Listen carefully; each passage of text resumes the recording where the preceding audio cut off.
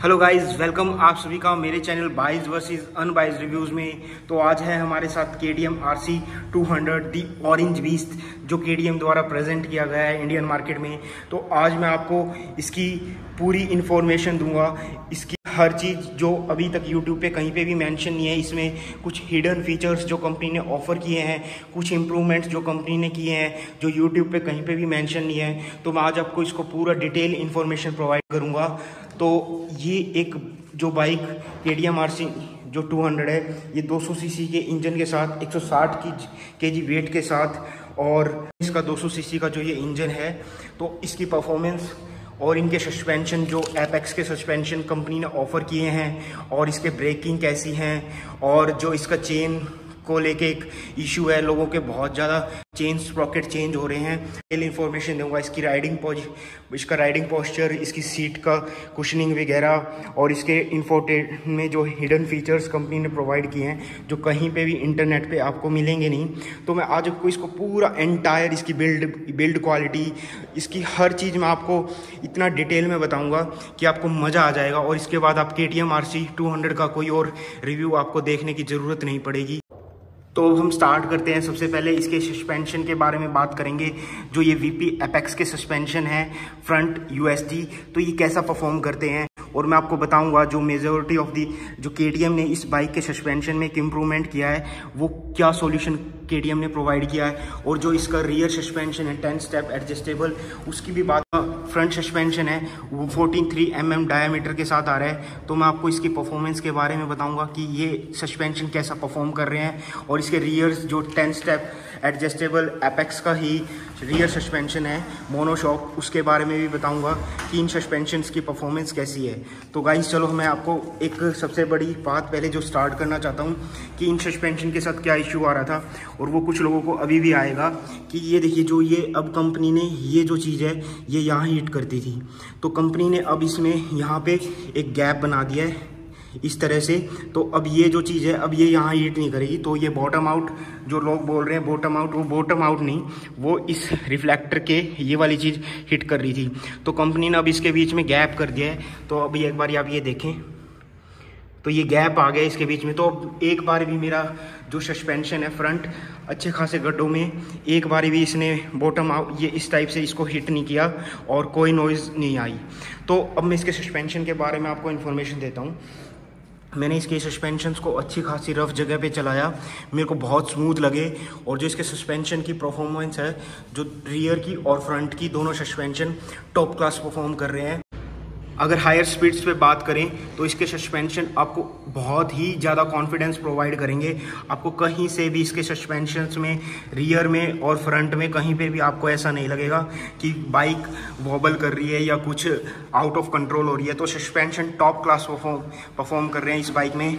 WVP के apex जो suspension provide किए गए हैं KTM द्वारा, तो टॉप नॉच परफॉर्मेंस है। क्योंकि मैंने इसको गांव में चलाया है और ब्लॉक्स के रोड चलाए हैं, तो ऐसी ऐसी कंडीशंस में इसको मैंने चलाया है। जो बड़ी बिग मेट्रो सिटीज़ में और हाईवेज़ वगैरह पे तो सब चला रहे हैं, बट जहां मैंने इस बाइक के सस्पेंशन को टेस्ट किया है, तो भाई चुम्मेश्वरी परफॉर्मेंस इस ऑरेंज बीस्ट ने मेरे को दिया है इन फॉर्म ऑफ सस्पेंशन। तो मैं परफॉर्मेंस की बात करूँ, ऑल ओवर अगर रेटिंग करूँ 10 में से इसको 9 मार्क्स दूंगा KTM RC 200 के सस्पेंशन को। बहुत ही अच्छा परफेक्ट जो KTM ने इसमें काम किया है, टॉप नॉच सस्पेंशन प्रोवाइड करके, ये बहुत ही आपको कॉन्फिडेंस प्रोवाइड करेंगे। तो रियर ब्रेक के इस डिस्क साइज़ की बात करता हूँ मैं, तो कंपनी ने ये 230 mm का डिस्क पैड दिया है, और इसमें क्या है कि फ्लोटिंग कैलिपर है। तो अभी आपने देखा रेडियल कैलिपर फ्रंट में है और फ्लोटिंग कैलिपर रियर में है। तो रेडियल कैलिपर और फ्लोटिंग कैलिपर में देखिए आप, फ्लोटिंग कैलिपर अलग से उस पर माउंट नहीं होता है, और जो रेडियल कैलिपर है वो अलग से माउंट होता है। तो अब मैं इसकी ब्रेकिंग परफॉर्मेंस, ये बाइक ड्यूल चैनल ABS के साथ आती है, और मैं इसकी ऑल ओवर ब्रेकिंग से बात करता हूँ तो मैं इसको 10 में से 7 नंबर दूंगा। क्योंकि इतनी अच्छी खासी इसको मेरे को ये 200 सीसी की इतनी पावरफुल बाइक रोकने के लिए जो कंपनी ने ब्रेक प्रोवाइड किए हैं, वो इतने खास मेरे को लगे नहीं। अगर आपको बहुत ही अच्छी ब्रेकिंग बाइट चाहिए तो आपको सेंटर ब्रेक पैड्स पे स्विच करना ही पड़ेगा। आप थोड़ा सा वो सेंटर ब्रेक पैड पे इन्वेस्ट करें और ये bike top notch braking performance आपको प्रोवाइड करेगी। जो ABS है वो प्रॉपर किक इन करता है, इसका कोई भी सच ऐसी प्रॉब्लम आपको फेस नहीं करनी पड़ेगी कि ABS प्रॉपर काम कर रहा है या नहीं, परफेक्ट काम कर रहा है ABS। तो कंपनी को थोड़ा सा ब्रेक पैड्स पे काम करना चाहिए, सेंटर ब्रेक पैड प्रोवाइड कर देने चाहिए थे, एटलीस्ट फ्रंट में तो प्रोवाइड कर ही देना चाहिए था। करके ये हबलेस डिस्क पैड्स वगैरह पे ज़्यादा फोकस ना करके कंपनी को इसमें सेंटर फ्रंट्स ब्रेक पैड तो एटलीस्ट प्रोवाइड कर देने चाहिए थे। तो मैं ब्रेकिंग में KTM RC को 10 में से 7 मार्क्स ही रेट करूँगा। तो ये था मेरा ब्रेकिंग को लेके KTM RC का एक रिव्यू। अब हम बात करते हैं जो सबसे बड़ी इन RC सीरीज़ की जो बाइक्स हैं, KTM की जो बाइक है, जो सबसे बड़ा इनका एक क्या बोलते हैं, इनको डिफेम और जो लोग कर रहे हैं वो हीटिंग को लेके कर रहे हैं। तो मैंने अभी तक RC 200 काफ़ी चलाई है। तो RC 200 में जो कंपनी ने, सबसे पहले बात करता हूँ कि कंपनी का पॉइंट ऑफ व्यू रखता हूँ। तो कंपनी ने क्लेम किया कि सबसे यूनिक बात इसके अंदर क्या है जो आपको यूट्यूब पे नहीं बताई जा रही है। तो इसके अंदर मैं आपको दिखाता हूँ कि फर्स्ट ऑफ ऑल आप ये देखिए, कंपनी ने जो रेडिएटर है वो कर्व्ड रेडिएटर प्रोवाइड किया है। तो कंपनी क्लेम कर रही है कि जो हमारी RC 200 है उसमें हमने बहुत ज़्यादा जो इसका हीटिंग मैनेजमेंट में बहुत ज़्यादा अपग्रेड किया है और अब ये इतना हीट नहीं करेगी।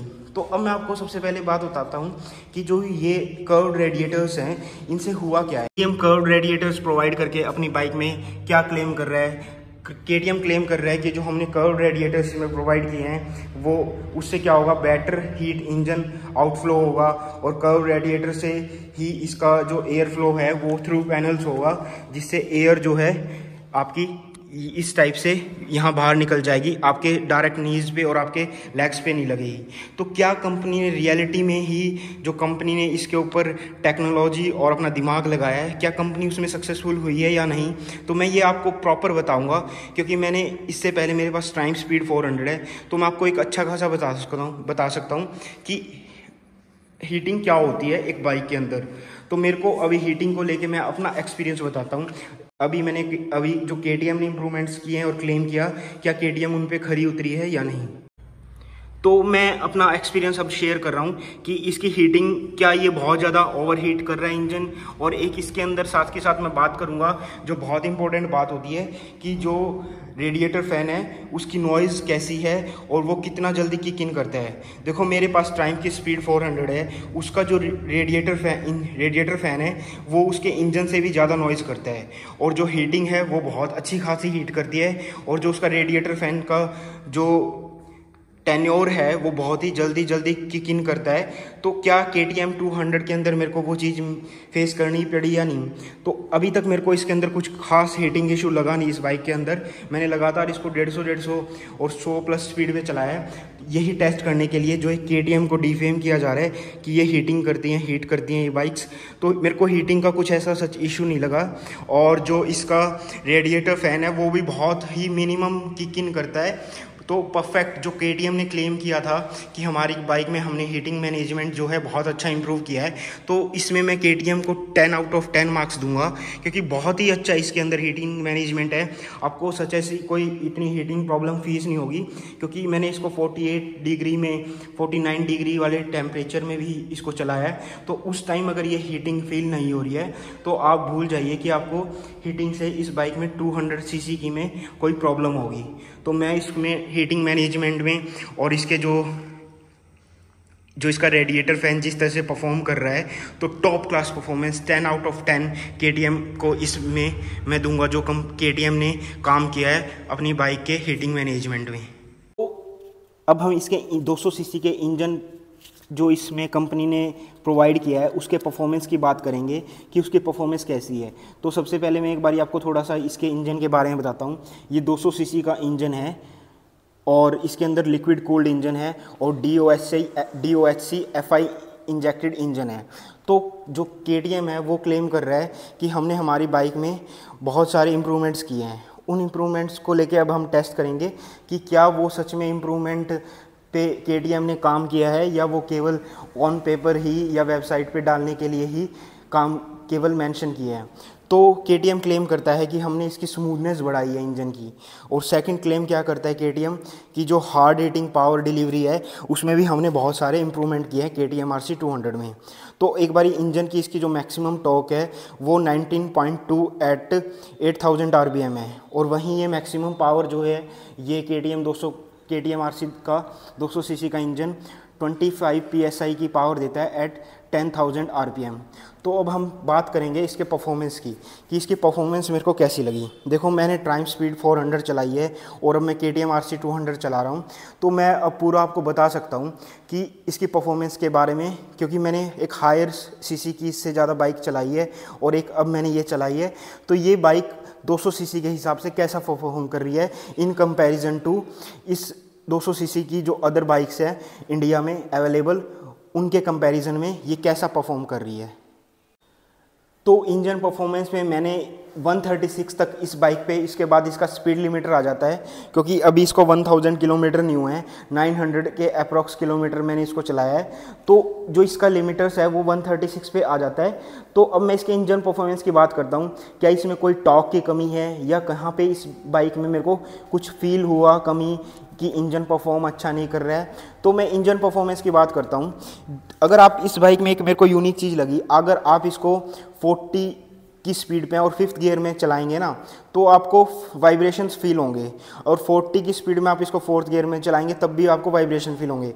बट जैसे ही ये बाइक 70 प्लस किसी भी गियर जैसे 4th 5th 6th गियर में अचीव करती है और आप इसको 110 तक लेके जाएंगे, ये बाइक के अंदर मेरे को एक अजीब सी चीज़ क्या फील हुई कि ये बाइक ऑटोमेटिकली स्मूथ होती जाती है और वाइब्रेशंस जो हैं इस बाइक के अंदर ना हैंडल बार में आएंगे, आपको फील होंगे।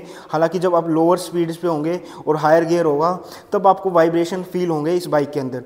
तो ये एक मेरे को यूनिक चीज़ लगी KTM RC 200 के अंदर। अगर मैं परफॉर्मेंस वाइज इसकी जो मैंने अलग से इसका राइडिंग रिव्यू बनाया है तो वो आप चेक कर लीजिएगा। और मैं अभी यहाँ परफॉर्मेंस वाइज अगर मैं इसको 10 में से रेटिंग दूँ तो मैं इसको 8 मार्क्स दूंगा 200 सीसी के हिसाब से। तो ये बाइक बहुत अच्छा परफॉर्म करती है, आपको पता भी नहीं लगेगा कब ये 100 टच कर जाती है, इतना अच्छा इस बाइक के अंदर परफॉर्मेंस है।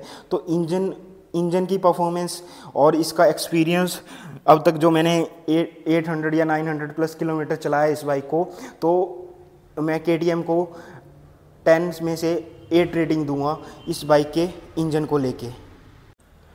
तो मैं अपना वाइब्रेशन एक्सपीरियंस बताऊंगा जो एक मार्केट में बहुत ज़्यादा KTMs को लेके, KTM के सभी बाइक्स को लेके चल रहा है कि ये इन बाइक्स में वाइब्रेशन है।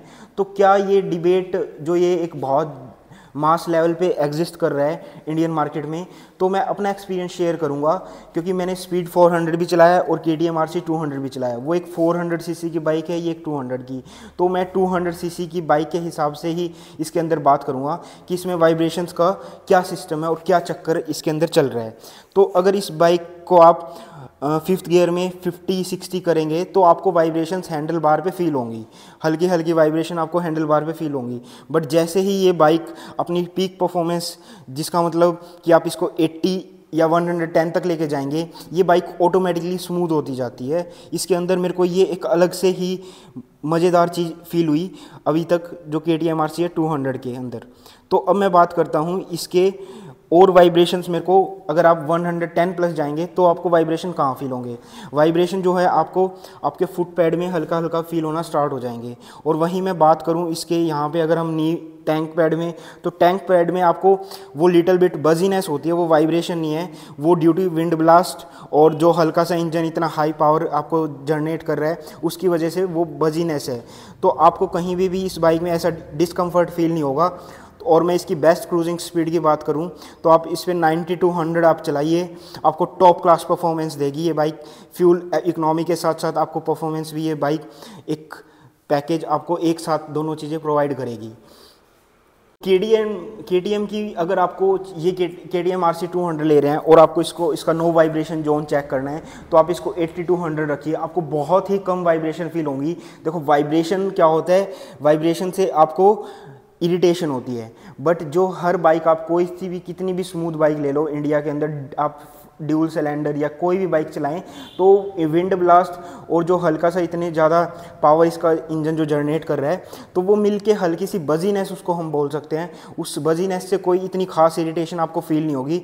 तो मैं अगर 10 में से इसको कंपैरिजन करूं तो कितने मार्क्स दूंगा, तो मैं इसको 8 मार्क्स दूंगा वाइब्रेशन के मामले में। तो KTM ने बहुत अच्छा काम, वाइब्रेशन जो KTM क्लेम कर रहा है कि हमने इसके इंजन की स्मूथनेस को भी इम्प्रूव किया है, तो सच में ही KTM को मैं 10 में से 8 मार्क्स दे रहा हूँ वाइब्रेशन को लेके। मेरे को सच ऐसी कोई प्रॉब्लम नहीं हुई है। अगर आपको वाइब्रेशन इस बाइक के अंदर फील होंगे तो आप 120 प्लस जाएंगे, तब आपको ये कहीं ना कहीं बाइक स्ट्रगल करती दिखेगी और आपके वाइब्रेशंस को बहुत अच्छा खासा फील करना पड़ेगा। तो ये था मेरा KTM RC 200 को लेके वाइब्रेशन का एक छोटा सा अपना एक्सपीरियंस। अब मैं KTM RC की जो एक आपको बहुत अच्छी बात की तरफ ध्यान दिलवाना चाहूँगा, इसके गियर शिफ्टिंग की, क्योंकि ये एक पॉइंट है जो आपको कहीं पे भी कवर नहीं मिलेगा पूरे YouTube पे। तो सबसे पहले देखो कि KTM में क्या दिक्कत आ रही थी। KTM में प्रॉब्लम ये आ रही थी, जैसे ही बाइक का क्रैश हो रहा था तो जो इसका, अभी मैं आपको दिखाता हूँ, तो जो इसका ये गियर शिफ्टिंग लीवर है ये टूट जाता था। तो कंपनी ने कस्टमर्स की कंप्लेंट को सुना और उसके बाद एक इम्प्रूवमेंट किया। अब मैं आपको वो इम्प्रूवमेंट दिखाता हूँ, ये देखिए। अगर अब आपका बाइक का क्रैश होता है तो अब आपका गियर लीवर पूरा ना टूट के ये इस तरह से मुड़ने वाला कंपनी ने अब दे दिया है। तो ये एक बहुत अच्छा, इस टाइप से जब कंपनियां कस्टमर की सुनती हैं तो एक अच्छा इम्पैक्ट पड़ता है मार्केट में। तो अब हम बात कर रहे हैं सेकंड EC में कि इसके गियर कितने स्मूथ हैं। तो मेरे पास स्पीड 400 है, अगर उससे कंपैरिजन करूं तो मेरे को बहुत ही चुम्बेश्वरी लगे इसके गियर शिफ्टिंग। बहुत ही स्मूथ गियर शिफ्टिंग है इस बाइक के अंदर, मज़ा आ जाएगा आपको गियर शिफ्ट करते हुए। आप टॉप क्लास, अगर मैं 10 में से रेटिंग दूं तो मैं गियर शिफ्टिंग में इसको 9 मार्क्स दूंगा, क्योंकि बहुत ही स्मूथ ही इसके अंदर गियर शिफ्टिंग है, टॉप क्लास गियर शिफ्टिंग। तो अब हम KTM के एरोडायनेमिक्स और मैन्यूवरिंग और हाई स्पीड स्टेबिलिटी की एक साथ बात करेंगे। तो देखो, एक ये फुल फ्रेम बाइक है। आज से पहले मैंने बहुत कम फुल फ्रेम बाइक चलाई हैं। तो मेरे पास नेक्ड बाइक है ट्राइम की स्पीड 400 और हार्ले X440 भी मैंने चलाई है। तो वो थी पूरी एक नेक्ड बाइक, और अब ये है एक है प्रॉपर फुल फ्रेमिंग बाइक। तो अब मैं अपना एक्सपीरियंस बताता हूँ, क्योंकि मेरे को उनके अंदर अच्छा खासा विंड ब्लास्ट फेस करना पड़ता है हाई स्पीड्स पे। तो अब इस बाइक की मैं परफॉर्मेंस की बात करूँगा कि हाई स्पीड स्टेबिलिटी कैसी है इसकी, और उसके साथ साथ एरोडायनेमिक ये कितना अच्छा परफॉर्म कर रही है। तो अगर मैं इसको बोलूँ तो टॉप क्लास, ये जो ऑरेंज बीस्ट KTM का है ये टॉप क्लास परफॉर्म कर रहा है हाई स्पीड में और एरोडायनेमिक्स में। आपको मज़ा आ जाएगा।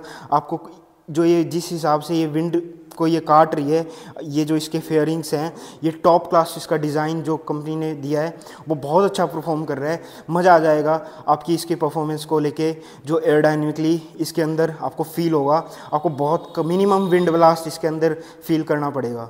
तो ये टॉप परफॉर्म कर रही है एरोडायनेमिक्सली। और हाई स्पीड स्टेबिलिटी की बात करूं मैं तो ये बाइक बहुत ही ज़बरदस्त हाई स्पीड स्टेबिलिटी आपको प्रोवाइड करेगी। हालांकि ये जाती 136 है, बट आपको 136 पे भी फुल कॉन्फिडेंस ये बाइक प्रोवाइड करेगी, क्योंकि ये एरोडायनेमिकली बहुत ही अच्छा परफॉर्म कर रही है बाइक। तो KTM ने इस पर बहुत अच्छा काम किया है बाइक पे, अपनी हाई स्पीड स्टेबिलिटी पे। तो KTM ने बहुत अच्छा काम किया है कि ये 160 किलो की जो बाइक है ये एक कम वेट वाला बंदे के लिए कैसा एक्सपीरियंस है। क्योंकि मेरी खुद हाइट 5 फीट 6 इंच है, तो मैं अपना एक्सपीरियंस बताता हूँ, और मेरा जो बॉडी वेट है वो 70 kg है। तो मैं अपना एक्सपीरियंस बताता हूँ, अपने एक्सपीरियंस से ही सब कुछ मैं आपको बता रहा हूँ, क्योंकि मैंने इसको बहुत अच्छा चलाया है। अच्छा खासे किलोमीटर मैंने इसको चला लिया और हाई स्पीड्स पे भी चलाया है, और रफ भी चलाया और प्यार से भी चलाया है। तो मैं अब इसके जो मैनेवरिंग की है वो बात करता हूँ।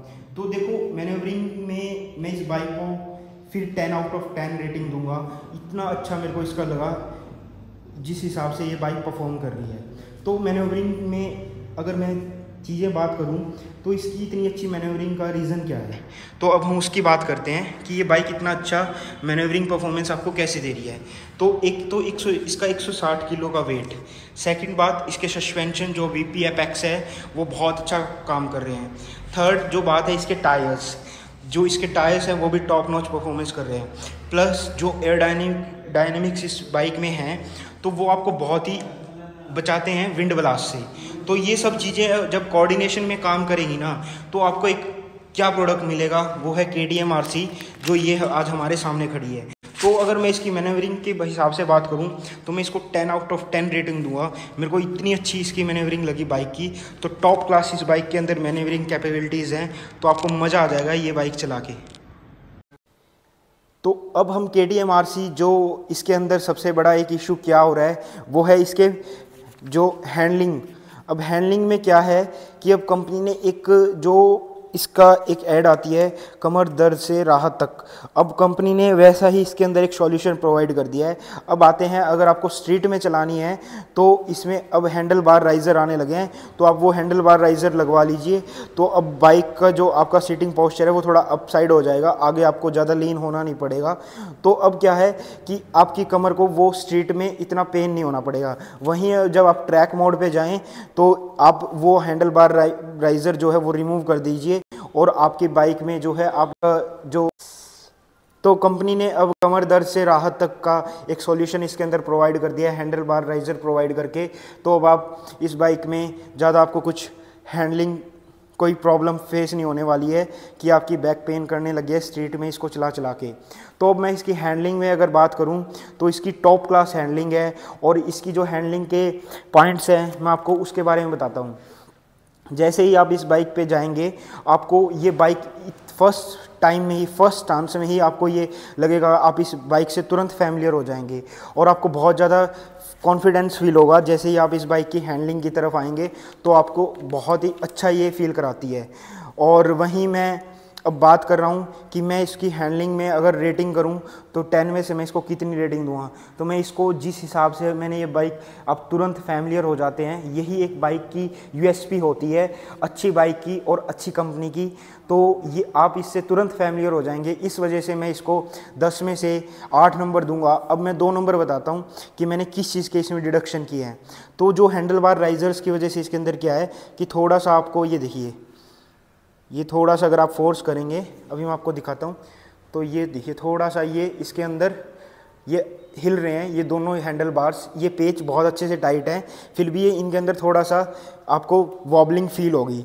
बस एक 2 नंबर जो मैंने है वो यहाँ काटे हैं। अभी मैं जब जाऊँगा फर्स्ट सर्विस के लिए तो अपना इसको एक बारी उनके नोटिस में डालूँगा और इसके सॉल्यूशन के लिए ट्राई करूँगा। तो अब हम बात करते हैं सबसे पहले इसके सीटिंग पोस्चर की, नहीं, अब हम बात करेंगे इसके सीट कुशनिंग की। तो कंपनी ने इसके अंदर सीट कुशनिंग कैसी की है, तो अगर फर्स्ट फ्रंट जो राइडर की जो सीट कुशनिंग है वो बहुत क्लासी इसके अंदर सीट कुशनिंग अभी प्रोवाइड कर दिया कंपनी ने। और वहीं अगर मैं ये मटेरियल चेक करूं तो ये थोड़ा सा मैटी है, जिससे आपकी इसके अंदर ग्रिप, अगर आप स्पीड पे चला रहे हैं तो आप आगे की तरफ फिसलेंगे नहीं। ये बहुत स्मूथ मटेरियल नहीं है, बट कंफर्टेबल ये सुपीरियर क्लास में आ रहा है।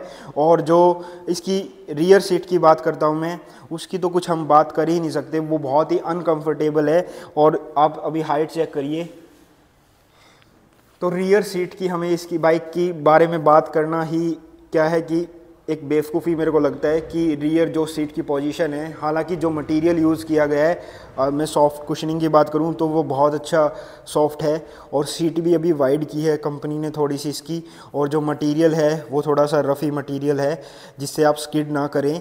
तो दोनों मटेरियल ये सेम है। तो सीटिंग कंफर्ट की मैं अगर बात करूँ तो रियर में मैं अपना एक्सपीरियंस शेयर नहीं कर सकता, और जो इसकी राइडर्स की सीट है तो उसको लेके मैं अगर सीटिंग कुशनिंग की बात करूं और जो सीटिंग कंफर्ट है तो मैं इसको 10 में से 8 रेटिंग दूंगा। अभी मैं पॉस्चर की बात नहीं कर रहा हूं, केवल सीटिंग कंफर्ट की बात कर रहा हूं। जो सीट में मटेरियल यूज़ किया गया है और जो इसकी सीट की वाइडनेस है, उन सब चीज़ों को इसमें मैं कवर कर रहा हूँ। अब हम बात करेंगे जो कंपनी ने इसके अंदर टायर दिए हैं उनका साइज़ क्या है, और फिर उसके बाद बात करेंगे कि परफॉर्मेंस कैसी है। तो एक बारी मैं आपको जल्दी से टायर का फ्रंट का साइज़ बताता हूं कि इसके फ्रंट टायर का साइज़ क्या है। जो फ्रंट टायर है इसका वो 110/70 R17 है, और वहीं अगर हम इसके रियर टायर की बात करें तो रियर में इसका 150/60 R17 टायर है। ये दोनों ही टायर सॉफ्ट कंपाउंड टायर्स हैं। तो सॉफ्ट कंपाउंड टायर से क्या होता है कि आपकी जो परफॉर्मेंस है, जो आपकी ग्रिप है टायर्स की, वो बहुत ही अच्छी रहती है। तो इसमें दोनों ही सॉफ्ट कंपाउंड टायर्स हैं, और जो इसके टायर्स हैं इसमें MRF का टायर है। पहले सीएट के टायर्स आते थे, तो वहीं इसमें फ्रंट का भी टायर MRF का टायर है। तो अब मैं इसकी बात करता हूँ कि ये जो टायर्स हैं ये परफॉर्म कैसा कर रहे हैं। अगर परफॉर्मेंस की बात करूँ तो ये टॉप क्लास परफॉर्म कर रहे हैं टायर्स। अगर आप इसको हाई स्पीड पे भी चलाएंगे तो आपको कहीं पे भी ऐसा नहीं लगेगा कि ग्रिप कम है टायर्स की। तो टायर्स की जो मेरे को ग्रिप लगी, इन टायर्स की बहुत अच्छी ग्रिपिंग पावर है इन टायर्स के अंदर। आपको कहीं पे भी ये फील नहीं होगा कि आप कॉन्फिडेंस लूज़ कर रहे हैं। अगर मैं रेटिंग करूं तो मैं MRF के टायर्स का कोई इतना बिग फ़ैन नहीं हूं, तो मैं इसको 10 में से 8 रेटिंग करूंगा इसकी टायर परफॉर्मेंस को लेके। अब मैं जो बात कर रहा हूं वो है इसके जो ये एनर्जी ड्रिंक अपने अंदर स्टोर कितना कर सकती है, मतलब ये कितनी फ्यूल कैपेसिटी इस टैंक की है। तो अगर फ्यूल कैपेसिटी की बात करूं मैं, इसमें 13.7 लीटर का आता है और इसके अंदर आप E20 जो कंप्लाइंट पेट्रोल है वो यूज़ कर सकते हैं एज ए इसका एनर्जी ड्रिंक। तो अब हम बात करते हैं इसकी जो फ्यूल टैंक कैपेसिटी और ये इकोनॉमी कैसी दे रही है। तो मैंने इसको अच्छा खासा रफ चलाया, तो इसने मेरे को जो फ्यूल इकोनॉमी दी है वो 32 के आसपास दी है।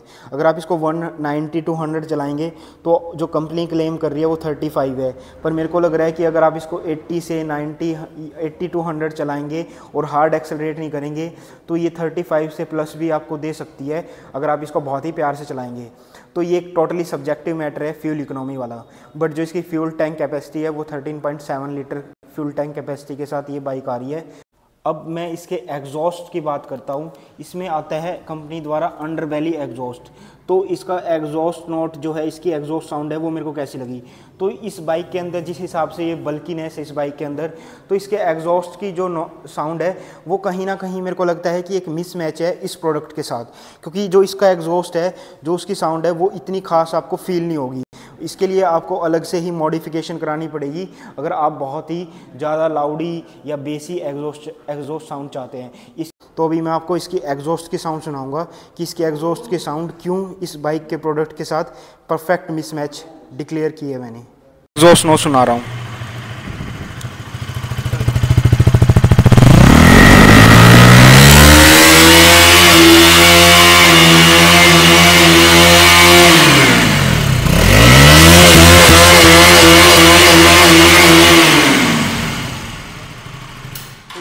KTM RC 200 का एग्जॉस्ट नोट। तो इस टाइप से ये साउंड जो मेरे को पर्सनली कुछ खास इसकी अच्छी नहीं लगी। अब हम KTM RC जो एक ट्राइम्फ स्पीड 400 ने जो एक बेंचमार्क सेट किया है, एक बार इसके build quality and fit and finish के बारे में बात करूँगा कि ये इसकी बिल्ड क्वालिटी, पेंट जॉब वगैरह कैसा है जो ये सब कंपनी ने किया है। कि तो फर्स्ट ऑफ ऑल मैं दिखाता हूँ कि ये जो अभी तक इसके अंदर मेरे को भी कोई भी प्रॉब्लम नहीं आई है, तो ये प्रॉपर बिल्ड क्वालिटी इसके अंदर है। और जो ये इसके अंदर आप पेंट जॉब देखेंगे, ये अच्छी खासी टॉप क्वालिटी का पेंट जॉब किया है। जो इंजन पे कोटिंग है वो भी टॉप नॉच कोटिंग है KTM ने की है। जो यहाँ से आप वेल्डिंग्स देख रहे हैं, ये सब प्रॉपर जो KTM का यहाँ पे भी अच्छी क्वालिटी का है। और जो ये एल्यूमिनियम फ्रेम्स है, इस पर जो पेंट जॉब है वो सब कुछ टॉप नॉच है इसके अंदर। और वहीं अगर मैं इन जो केबल्स की बात कर रहा हूँ, तो ये केबल्स कैसी क्वालिटी की हैं, क्या कहीं से, क्योंकि हार्ले X440 में जो केबल की क्वालिटी है वो बहुत ही पुअर है। वहीं अगर ट्राइम्फ स्पीड 400 में आप जाएंगे तो टॉप क्लास एक बेंचमार्क है। तो क्या ये वहाँ कम्पीट कर रही है बिल्ड क्वालिटी में, फिट एंड फिनिश में? तो मेरा एक्सपीरियंस जो अब तक है, देखिए आप प्रॉपर इसके अंदर आपको कहीं पे भी किसी भी टाइप की कोई भी KTM RC के अंदर नेक्ड वायरिंग कहीं से भी नहीं मिलेगी। हर चीज़ एक प्रॉपर फ्रेम के अंदर सेट है इस बाइक के अंदर। कहीं भी आपको अनइवन जो वायरिंग है ये देखिए, तो हर चीज़ यहाँ पे प्रॉपर अटैच है टाई के साथ। तो कहीं से भी इस प्रोडक्ट के अंदर आप ये नहीं कह सकते कि ये यहाँ पे कंपनी ने इसकी बिल्ड एंड क्वालिटी में, कलर में या कहीं इस टाइप से कॉस्ट कटिंग की है। देखो यहाँ से प्रॉपर ये यहाँ से वायरिंग देखिए, प्रॉपर टाई है। कोई भी यहाँ बस एक छोटा सा ये है जो वायर दिख रहा है, वरना कहीं से भी इस बाइक के अंदर आपको ऐसा फील ही नहीं होगा कि इस बाइक में, तो आपको कहीं से भी ऐसा फील नहीं होगा कि इस बाइक की बिल्ड क्वालिटी में आपको कोई इशू है। तो टॉप क्लास बिल्ड क्वालिटी है। और वहीं इसकी बाइक की जो प्रोडक्ट की जो इसके पार्ट्स की स्टडीनेस की बात करूँ मैं, ये इंडिकेटर्स देखिए, ये मेरी ट्राइम्फ स्पीड 400 में बहुत ज़्यादा नाजुक है, बट इसके अंदर बहुत ही स्टडी इंडिकेटर्स हैं। तो ये बाइक अगर मैं फिट एंड फिनिश के मामले में और बिल्ड क्वालिटी के मामले में बात करूं तो टॉप क्लास है। अगर मैं 10 में से रेटिंग दूं तो मैं इसको रेटिंग दूंगा 9 मार्क्स। तो टॉप क्लास इस बाइक के अंदर जो बिल्ड क्वालिटी है, आपको पेंट जॉब है, फिट एंड फिनिश है, वो टॉप क्लास मिलेगा। अब हम KTM RC के जो इसके अंदर आप सबसे पहले जो बात नोटिस करेंगे कि इसके इंडिकेटर्स कहाँ हैं। तो ये जो कंपनी ने इसके अंदर एक ये फर्स्ट इन सेगमेंट है, ऐसी बाइक है जिसका पूरा इसके एक ही फ्रेम के अंदर सारी चीज़ें कंपनी ने इंटीग्रेट कर दी हैं। तो ये जो मेरे को लगा कि कोई भी साइड में फ्रंट कोई भी इंडिकेटर्स ना देके पूरा एक एंटायर यूनिट में सेटअप कर दिया है। तो अब हम बात करेंगे इसके लाइटिंग सेटअप की, इसके इंडिकेटर्स कहाँ हैं, इसके DRS कहाँ हैं। तो मैं आपको पॉइंट वाइज सारी चीज़ें बताऊंगा और इसकी लाइट की परफॉर्मेंस नाइट में कैसी है तो मैं वो भी आपके साथ शेयर करूंगा। तो हम बात करते हैं इसमें इंडिकेटर्स कहाँ हैं। तो देखिए इंडिकेटर्स जो हैं इसके अंदर LED इंडिकेटर्स हैं, ये इसके DRS हैं और ये इसका वाइज़र है और जो ये है ये टिंटेड है। ये देखिए ये कलरफुल है, ये ऑलवेज इसी टाइप से, ये कोई यहाँ लाइटिंग की वजह से नहीं है, ये ऑटोमेटिकली ही ऐसे आपको कलर दिखाएगा वाइज़र अगर आप बाहर दिन में भी जाएंगे। ये इसका इंडिकेटर ये रहा और DRS ये रहे, ये इसके हेडलैम्प्स हैं, इसी में हाई बीम लो बीम है। तो पूरा एक सेटअप जो दिया है वो लाजवाब लग रहा है इस बाइक के अंदर। तो टॉप क्लास हाई परफॉर्मेंस या हाई एंडेड बाइक्स में इस टाइप से ही जो है एक सिस्टम दिया जाता है, तो वही KTM ने इसके अंदर प्रोवाइड किया है। और कहीं ना कहीं इस बाइक के लुक को जो ये चीज़ है ये 4 चांद लगा रही है। तो टॉप क्लास इस बाइक के अंदर आपको ये इंटीग्रेटेड सिस्टम जो लाइट का, इंडिकेटर्स का, DRS का दिया है, ये टॉप नॉच है। अब ये देखिए ये इस बाइक के DRS हैं, ये DRS है और ये DRS है। अब मैं जाके एक बारी इंडिकेटर ऑन करता हूँ, फिर आपको इंडिकेटर्स की भी लोकेशन पता लगेगी। ये देखिए अब ये इस बाइक के इंडिकेटर्स हैं, ये इसके DRS हैं। अब मैं बाइक स्टार्ट करता हूँ और आपकी इसको फ्रंट लाइट के, और इसमें एक दिक्कत क्या है, इसमें हैज़ार्ड लाइट्स ऑफर नहीं किए हैं। मैं आपको इसकी लाइट ऑन करके दिखाता हूँ, फिर आप बताना कि इस बाइक का लुक कैसा आ रहा है। अब इस बाइक का इंडिकेटर वहाँ है, DRS ये हैं और अब ये इसकी लाइट है, ये देखिए। तो ये बाइक का ऑल ओवर लुक इस टाइप से आएगा। ये फुल LED सेटअप है, एंटायर सेटअप जो है इसके अंदर वो फुल LED सेटअप है। अब मैं इसका हाई बीम ऑन करता हूँ। अब हाई बीम में इसकी जो ये है नीचे वाली लाइट ऑन हो जाएगी। अब आप हाई बीम में चेक करो, ये देखो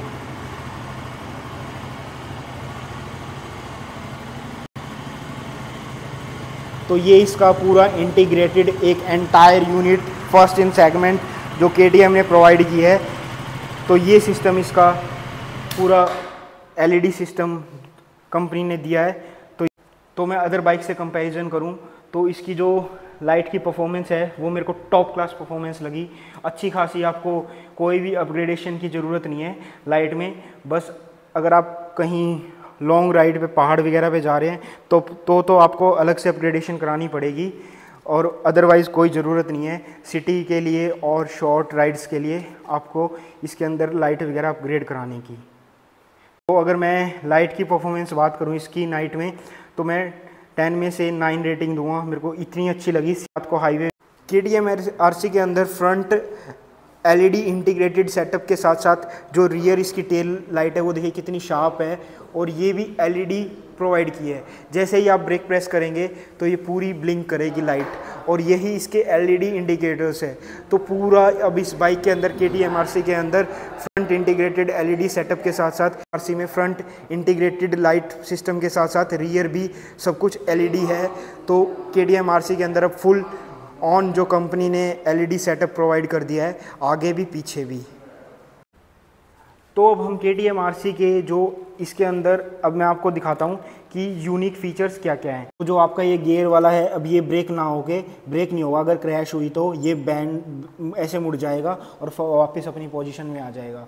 और वहीं KTM अगर आप इस साइड से अगर गिरते हैं तो आपका ब्रेक लीवर टूट जाता था, तो अब ब्रेक लीवर में भी सेम KTM ने ये इम्प्रूवमेंट किया है, ये ऐसे बैंड हो जाएगा और दोबारा रिस्टोर हो जाएगा अपनी पोजीशन पे। तो अब KTM ने कहीं ना कहीं ये जो छोटे छोटे फीचर्स हैं दिए हैं, इससे क्या होगा, आपको एक एडवांटेज कस्टमर को ये होगा कि आपकी अननेसेसरी कॉस्ट जो है वो नहीं बढ़ेगी। वरना गिरते ही क्या होता था, क्रैश होता था, तो बाइक के जो ये हैं कभी वो वाला उस साइड का टूट जाता था ब्रेक लीवर, कभी गियर लीवर टूट जाता था। तो अब ऐसा KTM ने इसके अंदर बहुत अच्छा इंप्रूवमेंट किया है। ये छोटे छोटे चेंजेस ही प्रोडक्ट को टॉप नॉच बनाते हैं आज के जो कॉम्पिटिटिव मार्केट है उसके अंदर। KTM RC के अंदर एक ये भी फीचर है जो आपको नेट पे नहीं मिलेगा, ये नेक्स्ट सर्विस ड्यू भी बताएगी कि नेक्स्ट सर्विस को 12 किलोमीटर रह गए हैं। अभी मैं आपको एक्सेस करके दिखाता हूँ। ये मैंने होल्ड कर रखा है बटन, यहाँ से क्लॉक सेट हो जाएगी, यहाँ नेक्स्ट सर्विस, यहाँ देखिए ये जो मैं बोल रहा हूँ सेट शिफ्ट लाइट, तो ये वो मोड है 8000 10,000 के आसपास। तो आप यहाँ पे गियर भी शिफ्ट कर सकते हैं, सेट कर सकते हैं और RPM भी सेट कर सकते हैं। तो ये फीचर जो है आपको कहीं पे भी YouTube पे नहीं बताएंगे लोग, तो ये मैंने आपको बताया। तो ये सब कुछ इसके LCD इंफोटेन के सिस्टम के अंदर प्रोवाइड किया गया है। एक KTM के अंदर ये देखिए, ये जो सब कुछ है ये लाइटिंग है, ये जो इंडिकेटर्स हैं ये सब लाइट है, यहाँ पे भी लाइट है और इनमें भी लाइट्स हैं, इनमें भी लाइट्स हैं, यहाँ पे भी लाइट है। तो ये भी एक एज ए फीचर जो कंपनी ने प्रोवाइड किया है राइडर को कंफर्ट करने के लिए कि जब वो रात को चलाएगा तो ये बहुत हेल्पफुल चीज़ है। ये सभी बाइक्स में आनी चाहिए। ये मेरी ट्राइम्फ स्पीड 400 में नहीं है, पर मेरे को KTM RC 200 में ये मिली, तो मेरे को इनका बहुत ही बेनिफिट मिला इन चीज़ों का, जो ये लाइट्स इन इंडिकेशंस के अंदर कंपनी ने प्रोवाइड किए हैं। तो अब हम KTM RC जो 200 है इसके अंदर LCD डिस्प्ले है, तो इसके अंदर कंपनी ने क्या क्या इन्फॉर्मेशन आपको मिलती है, अब हम उसकी बात करेंगे कि एक राइडर को कितना, एक जो LCD डिस्प्ले है उसका सबसे USP क्या होता है कि वो इजी टू रीड हो और इजी टू अंडरस्टैंड हो, और उसके अंदर जो चीज़ें हैं बहुत ही बेसिक हों बट बहुत ज़्यादा इन्फॉर्मेटिव हो। तो ये जो है KTM RC की चाबी है। मैं आपको पहले की दिखाता हूँ और अब मैं LCD डिस्प्ले दिखाता हूँ आपको कि इसके अंदर कंपनी ने क्या क्या ऑफ़र किया है। तो सबसे पहले ये ऑन करते हैं हम लोग। ये हमने बाइक ऑन की, तो सबसे पहले मैं आपका ध्यान दिलवाना चाहूँगा इसकी तरफ। ये सब लाइट्स हैं, जो ये इंडिकेशंस हैं इनके अंदर लाइट है। ये बहुत यूज़फुल चीज़ लगी मेरे को जब मैं नाइट में होता हूँ, और जो नया राइडर है उसको इजीली पता लग जाता है इंडिकेशन से कि कहाँ पे इसका सेल्फ है, कहाँ पे किल स्विच है, कहाँ पे इसका हाई बीम लो बीम है, कहाँ इंडिकेटर्स हैं, तो ये एक कहाँ पे हॉर्न है। तो ये एक बहुत अच्छी चीज़ है। एक न्यू राइडर अगर किसी को आप बाइक दे रहे हैं और वो नाइट में राइड कर रहा है तो बहुत ही ईजी चीज़ है उसके लिए। तो अब हम चलते हैं इस LCD जो डिस्प्ले कंपनी ने प्रोवाइड किया है कि वो कैसा है और उसके अंदर क्या क्या इन्फॉर्मेशन है, और क्या वो सच में ही इतना अच्छा है कि आपको कोई प्रॉब्लम क्रिएट नहीं होगी इसको रीड करने में। तो ये देखो, ये सबसे पहले इसका इंजन का, ये ABS का, और अभी मैं दिखाता हूँ कि यहाँ जो है वो यहाँ क्या है, यहाँ इसके इंडिकेटर्स का है। अब मैं यहाँ पे इसके न्यूट्रल का है, यहाँ पे इंजन ऑयल की है, यहाँ गियर शिफ्टिंग की लाइट है, और वहीं अगर मैं यहाँ आपको दिखाऊँ, अब देखना यहाँ इसके हाई बीम का है, और ये इसका इंजन ऑयल की लाइट है। ये इसकी जो इंजन अलर्ट की लाइट है, क्योंकि अभी बाइक स्टार्ट नहीं है, तो ये एक वार्निंग लाइट होती है, जैसे ही आप बाइक स्टार्ट करेंगे ये चली जाएगी। तो ये था इसका इंडिकेशन। अब LCD डिस्प्ले में कंपनी ने क्या क्या ऑफ़र किया है अब हम उसकी बात करते हैं। तो अब मैं आपको उसके बारे में बताता हूँ। तो देखो, फर्स्ट ऑफ ऑल ये क्या है, ये इसके RPMs का है 12,000 RPM तक। ये इसका फ्यूल का है, ये इसका इंजन टेम्परेचर जब आप बाइक स्टार्ट करेंगे तब आएगा, और ये यहाँ पे अभी दिखा रही है कि किल स्विच इसका ऑफ है, ये ओडोमीटर का है। तो अब हम इसको एक्सेस, इसमें और इन्फॉर्मेशन आपको एक्सेस करनी है तो वो आप कैसे एक्सेस कर सकते हैं। तो देखिए यहाँ पे एक सेट का ऑप्शन आपको दिखेगा, शायद अभी वीडियो में ना दिखे, मैं आपको ट्राई करता हूँ। देखो ये सेट लिख रखा, और यहाँ से आप एक्सेस कर सकते हैं। तो अभी मैं पहले किल स्विच ऑन करता हूँ और फिर आपको दिखाता हूँ। अब देखो साइड स्टैंड का वार्निंग आ गई है, क्योंकि बाइक अभी साइड स्टैंड पे है।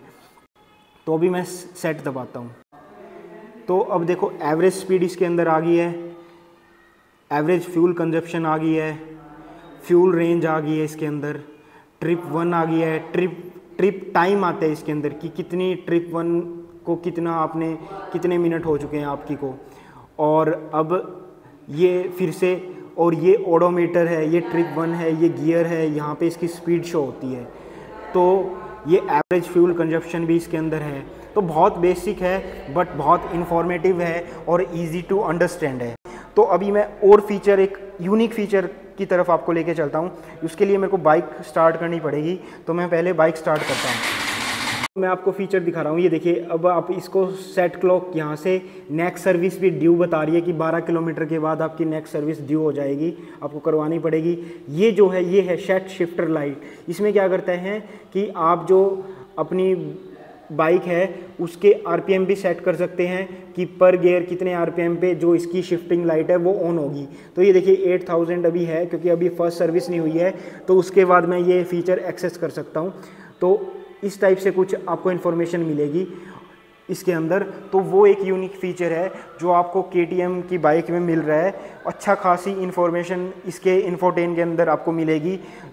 और आप इसमें एक यूनिक फीचर की जो मैं बात कर रहा था वो यही था, गियर डिसाइड कर सकते हैं और उनके साथ आपके आरपीएम्स को अलाइन कर सकते हैं। तो ये एक यूनिक फीचर केटीएम आरसी 200 के अंदर आपको ऑफ़र किया गया है, जो आपको कहीं पे भी यूट्यूब पे नहीं बताया जा रहा है। और ये काफ़ी इन्फॉर्मेटिव है, और मैं इसको अगर इजी टू अंडरस्टैंड और इजी टू रीड के हिसाब से रेटिंग दूं तो ये बहुत अच्छा डिस्प्ले मेरे को लगा एलसीडी। तो इसको 10 में से मैं 9 रेटिंग दूंगा। बहुत ही इजी टू है और अंडरस्टैंड है ये केटीएम आरसी का एलसीडी इन्फोटेन सिस्टम। मेरे को केटीएम आरसी की एक सबसे जो अच्छी बात क्या लगी कि जो इसका कूलेंट बॉक्स है वो आप देखेंगे सभी बाइक्स में कहीं नीचे प्लेस है, कहीं यहाँ पे प्लेस है। तो ये सभी बहुत रिस्की जगह होती हैं, बट जो इस केटीएम आरसी के अंदर है वो अलग ही जगह, भाई बवाल जगह प्लेस कर रखा है इन्होंने केटीएम आरसी का। तो आप कूलेंट की जो पोजीशन देखेंगे बॉक्स की वो यहाँ पे है। तो देखो कूलेंट कहाँ पे, इतना अपर सारे फ्रेम को छोड़ के, सब जगह छोड़ के इतना ऊपर प्लेस किया है।